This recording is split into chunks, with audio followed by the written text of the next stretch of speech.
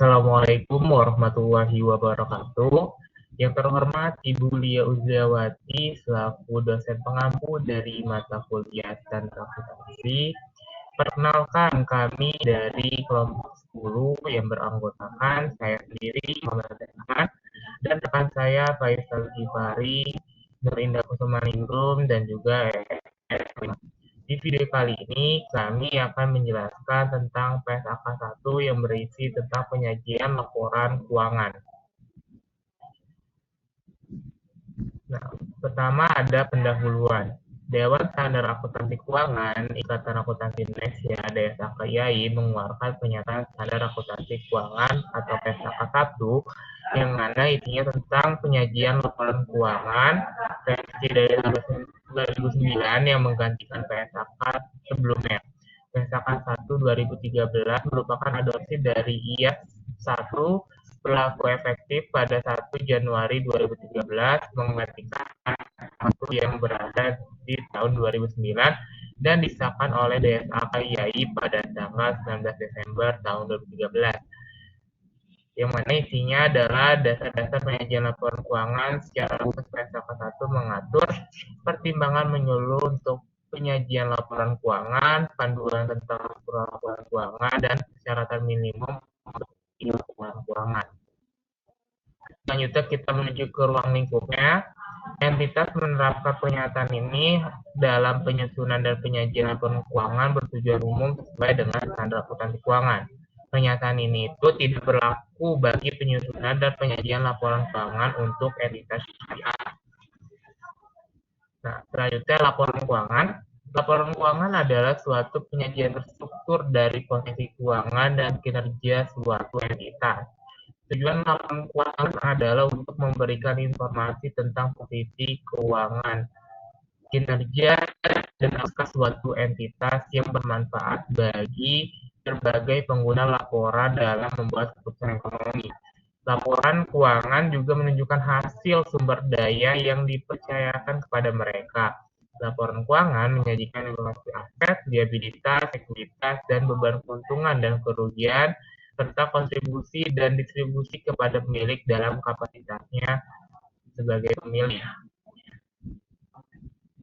Nah, selanjutnya dalam PSAK 1 laporan keuangan ini tuh terdiri dari 6 hal. Yang pertama adalah laporan laba rugi dan penghasilan kompensatif lain, laporan perubahan ekuitas, laporan arus kas, catatan arus laporan keuangan, dan juga laporan posisi keuangan pada awal periode komparatif yang disajikan ketika entitas menerapkan suatu kebijakan akuntansi secara retrospektif atau membuat penyajian kembali pos-pos laporan keuangan atau ketika entitas reklasifikasi pos-pos dalam laporan keuangan.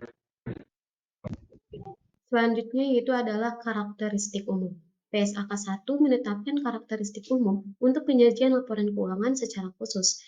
PSAK 1 membahas beberapa aspek. Yang pertama yaitu penyajian secara wajar dan kepatuhan terhadap persyaratan standar akuntansi keuangan.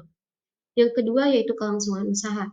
Laporan keuangan disusun berdasarkan asumsi kelangsungan usaha, mengungkapkan fakta jika terjadi pelanggaran asumsi. Yang ketiga, dasar aktual akuntansi. Yang keempat, materialitas, agregasi, dan saling hapus. Yang kelima yaitu frekuensi laporan. Laporan keuangan disajikan paling sedikit 1 tahun.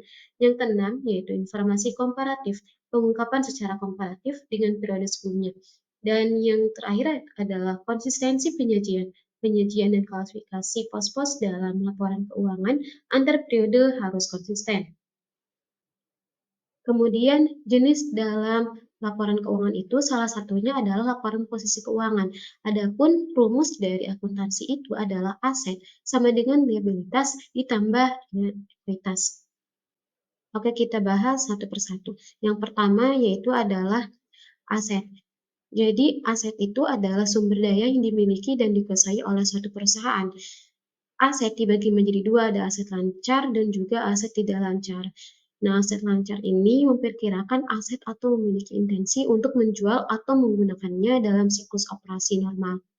Kemudian memiliki aset untuk tujuan diperdagangkan, memperkirakan akan merealisasi aset dalam jangka waktu 12 bulan setelah periode pelaporan atau aset merupakan kas setara kas kecuali aset tersebut dibatasi pertukaran atau penggunaannya untuk menyelesaikan liabilitas kurang-kurangnya 12 bulan setelah periode pelaporan.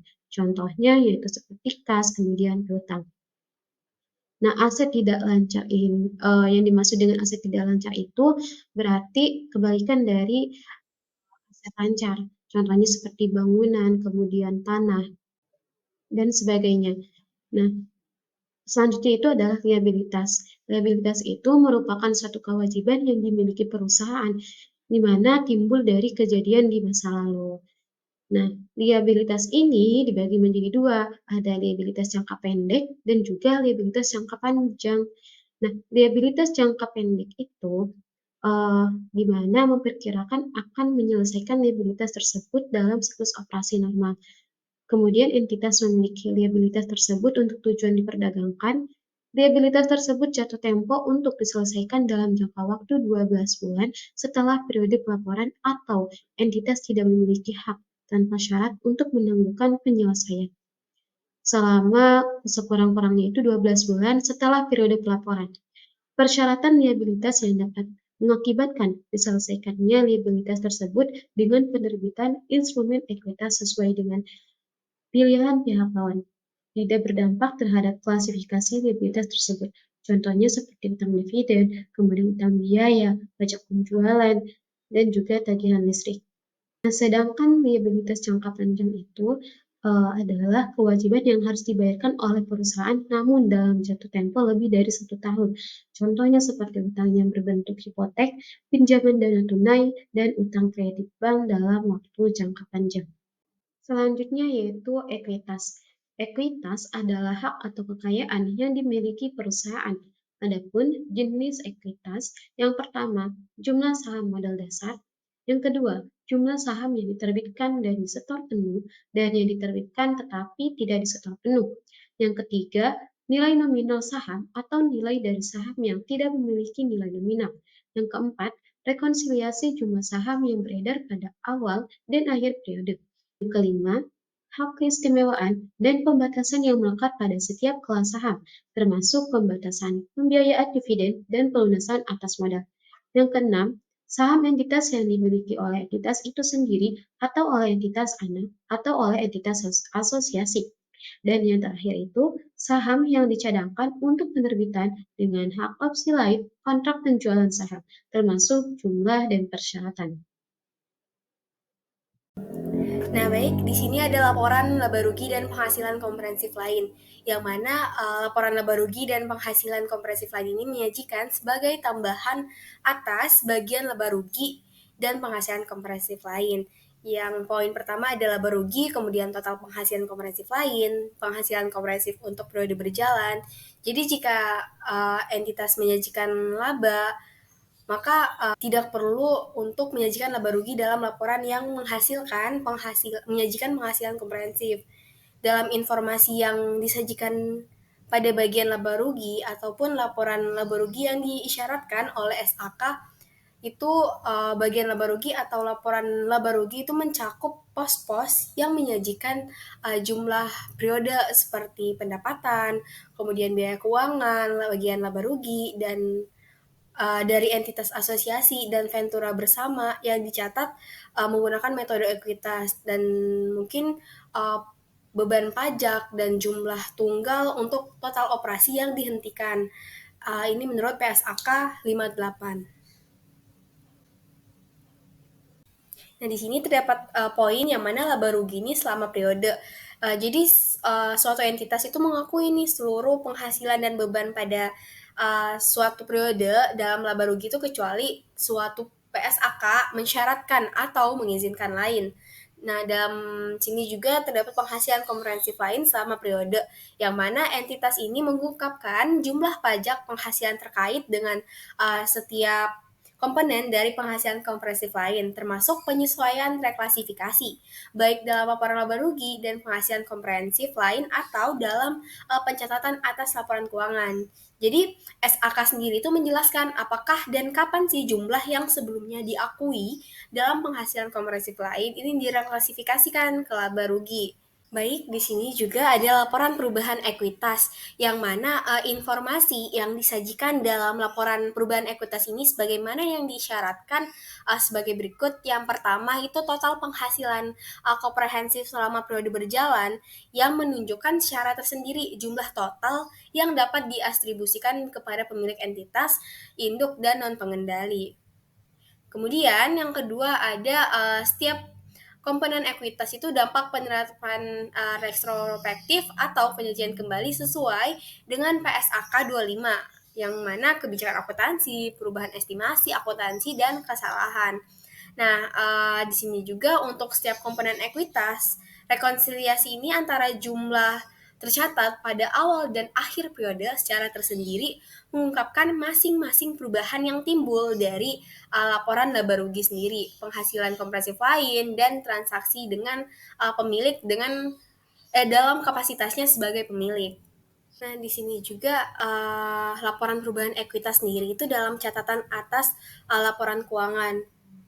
Jadi informasi yang disajikan dalam laporan perubahan ekuitas dan dalam catatan atas laporan keuangan ini untuk setiap komponen ekuitas itu entitas sendiri menyajikan baik dalam laporan perubahan ekuitas atau dalam catatan atas laporan keuangan. Jadi analisis penghasilan kompresif lain itu berdasarkan pos. Kemudian entitas ini menyajikan baik dalam laporan keuangan perubahan ekuitas atau dalam catatan laporan keuangan ini jumlah dividen yang diakui itu sebagai distribusi kepada pemilik selama periode dan jumlah dividen per saham terkait. Selanjutnya saya akan menjelaskan terkait laporan arus kas. Jadi, informasi arus kas ini memberikan dasar bagi pengguna laporan keuangan untuk menilai kemampuan entitas dalam menghasilkan kas dan setara kas untuk kebutuhan entitas dalam menggunakan arus kas tersebut. Jadi, sederhananya, laporan arus kas adalah salah satu catatan perusahaan yang berisi data-data keuangan terkait perhitungan pengeluaran dan pemasukan dari seluruh kegiatan operasional. Umumnya, cara kerja pembuatan dari laporan arus kas adalah dibuat setiap periode yang berisi informasi mengenai pembayaran utang, prive, pendapatan tunai, biaya beban, dan lain sebagainya. Jadi ada beberapa fungsi dari laporan arus kas. Yang pertama, jadi dasar pengambilan keputusan.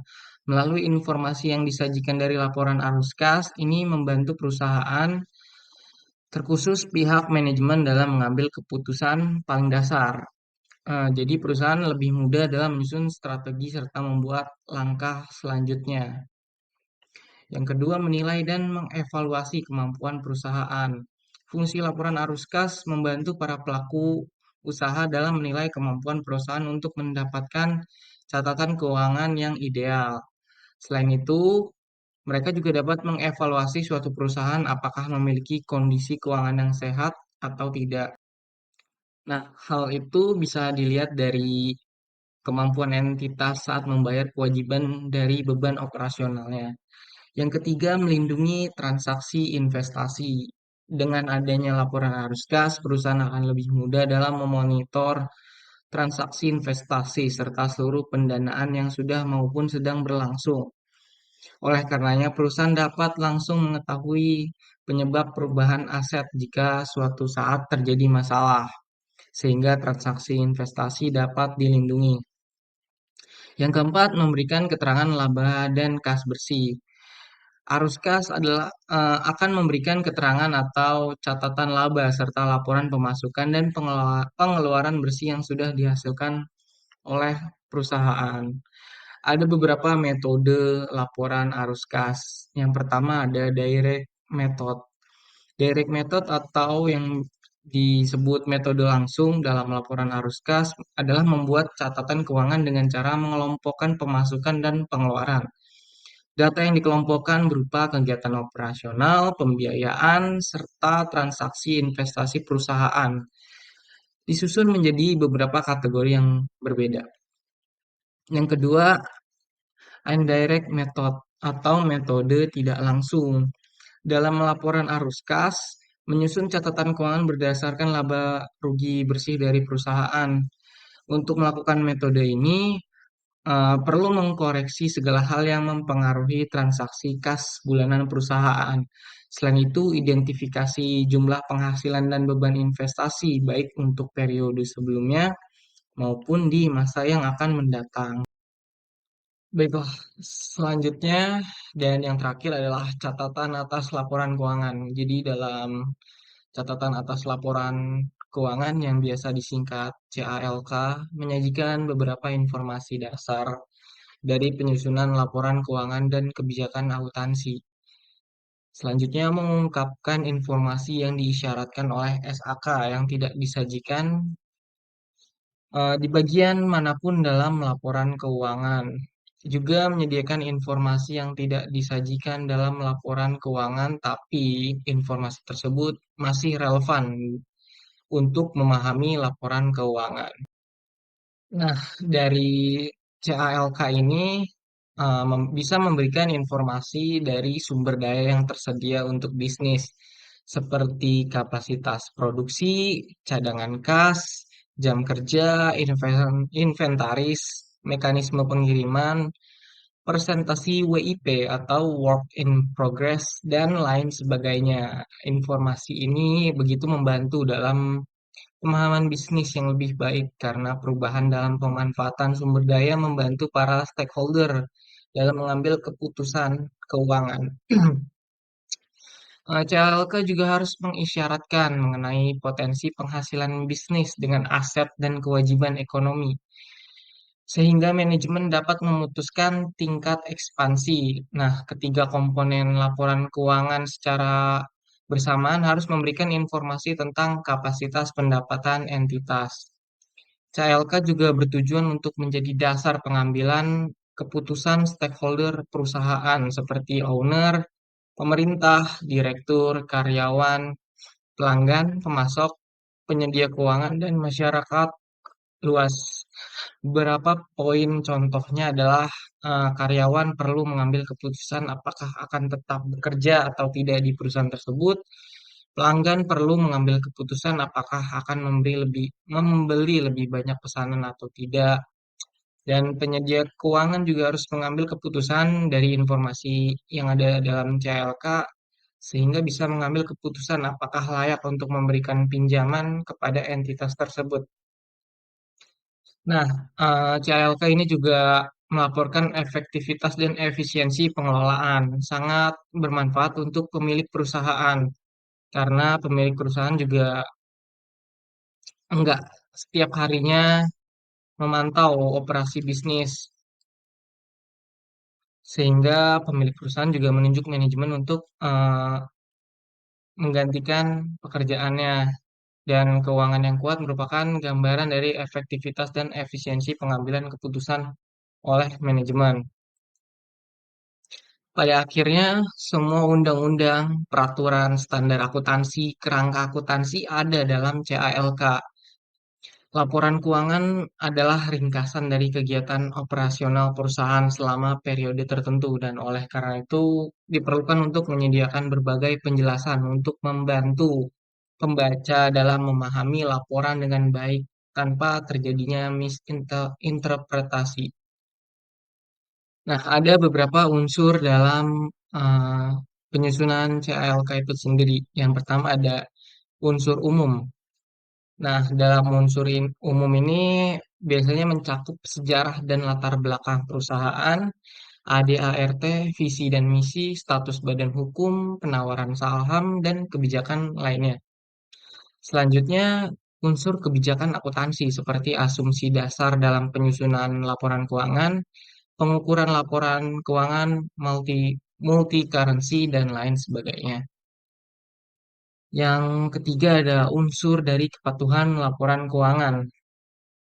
Nah, peraturan yang ada dalam SAK sudah mencantumkan apa saja yang harus tertulis dalam laporan keuangan, menyajikan informasi seperti ekonomi makro, kebijakan ekonomi, pencapaian target APBD atau APBN, hambatan perusahaan dalam mencapai target tersebut. Mungkin demikian presentasi dari saya mengenai catatan atas laporan keuangan. Semoga bermanfaat dan kurang lebihnya saya dan kelompok mohon maaf atas presentasi ini. Sekian dari kelompok kami. Wassalamualaikum warahmatullahi wabarakatuh.